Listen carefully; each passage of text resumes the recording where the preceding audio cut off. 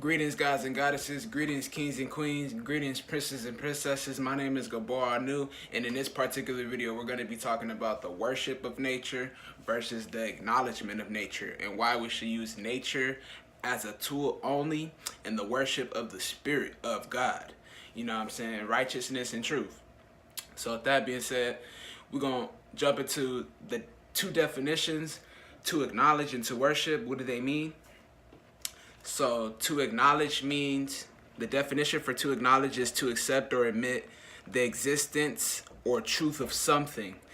The following synonyms are to admit, to accept, or to recognize. Now, when we go into worship, the definition for to worship is the feeling, expression of reverence and adoration for a deity, praise. The synonyms are praise, glorification, and honor. And this is the noun. This is the noun for worship. Now, in the first definition, the example for the first definition would be like the worship of God, and that's the noun of to worship. But when we go into the verb, the second definition is to show reverence and adoration for a deity, honor with religious rites. An example of this one for the verb to worship is the Maya built jungle pyramids to worship their gods. So to sum up both definitions, to worship means to give all the praise and glory out to the external things, which you don't want to do. You want to give all the praise and the glory to the Most High God, to the Spirit of God within inside of you that's dwelling in righteousness and in truth. So with that being said, the second definition was to acknowledge. To acknowledge means to accept the truth of something. So we have to acknowledge nature instead of worship nature. Don't worship the external, worship the internal. You want to acknowledge external things. So with that being said, that's Gabor Anu Ra coming to bring the breakdown on to acknowledge and to worship. You do not want to worship anything external. You want to worship the internal world, and you want to worship the Spirit of God. Nothing else, nothing less. You know what I'm saying? So that's what it is.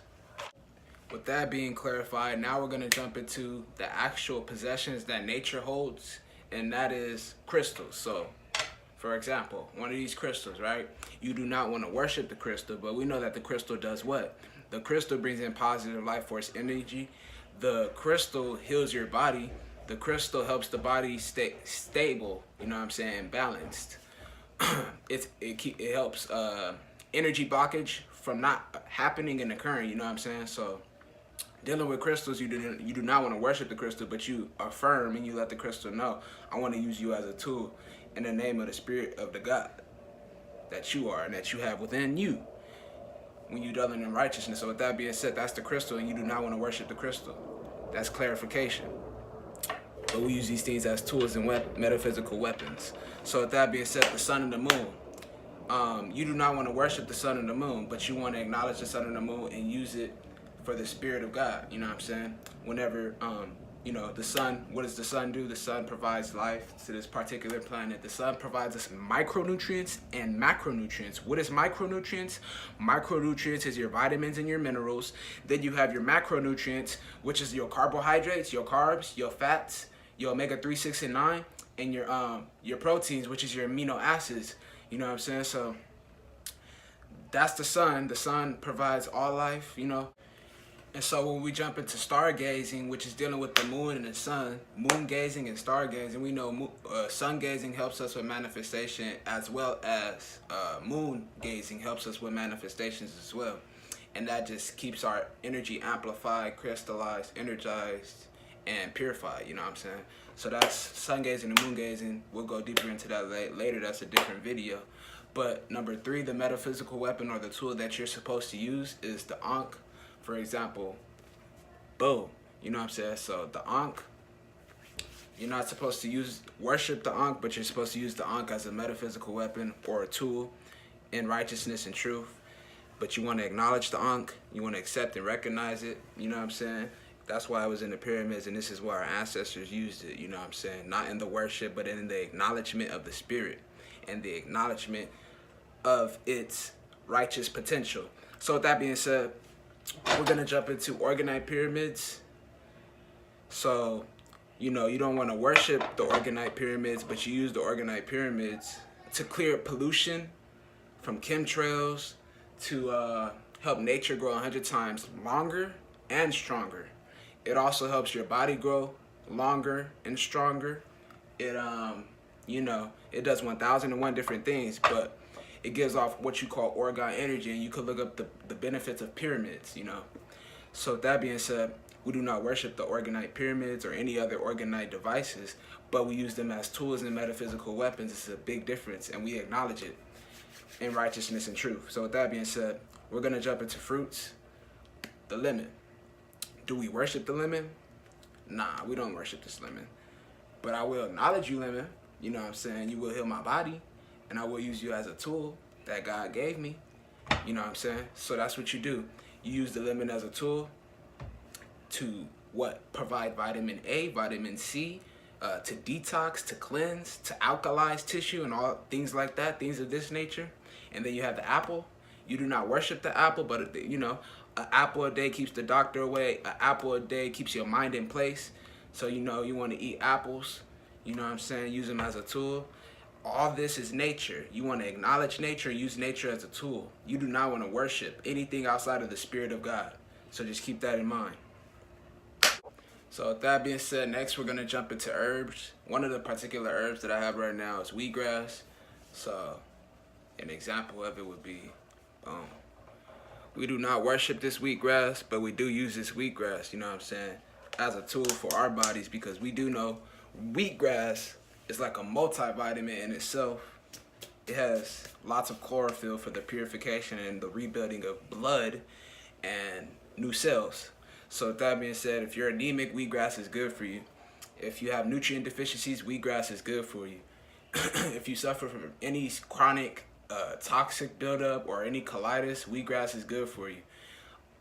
It helps the regeneration of tissue, the regeneration of cells, all that type of stuff. So it has vitamin A through E, you know what I'm saying? So it even has this new vitamin they discovered called vitamin B17 that's been proven to stop cancer cell production, and it has vitamin B15. So with that being said, anything external that God gave us is not to be worshipped, is to be acknowledged, and is to be used as a metaphysical tool or metaphysical weapon, you know what I'm saying? So let's specifically talk about nature and all nature's possessions that it holds, So with that being said, you want to acknowledge nature and respect nature, because nature balances your mind, your body, your soul, and your spirit. So in essence, nature balances your physical health, your mental health, your spiritual health, and your emotional health. Mind, body, soul, spirit, physical health, mental health, spiritual health, and emotional health. You know what I'm saying? So it's all tied into the same. So with that being said, worshiping anything outside of the Spirit of God is evil. That's like the biggest sin you can ever commit. So you must acknowledge nature and use nature as a metaphysical tool to manifest and maintain righteousness, truth, and wisdom in the heavens and on earth. You know what I'm saying? Understand that we are our ancestors, and also remember that no other person, place, or thing can save your own body, your own soul, and your own spirit. All misconceptions and confusion is dumped out the window right now, you know what I'm saying?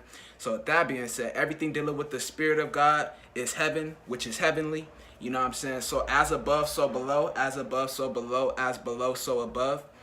To who these laws, as within, so without. Our ancestors taught these things for a reason. Because literally we gods on this earth realm, you know what I'm saying? We're supposed to show forth and prove that we're gods on this realm, you know what I'm saying? So as above, so below. So with that being said, we are supposed to be creating our heaven on earth and stop waiting for any other person, place, or thing to come and save us. So I say that to say this, that no entity outside of you can save you. Only you know the right thing to do, and only you shall do the right thing, you know what I'm saying? You shall follow the laws, statutes, and commandments, you know what I'm saying? So with that being said, that's that.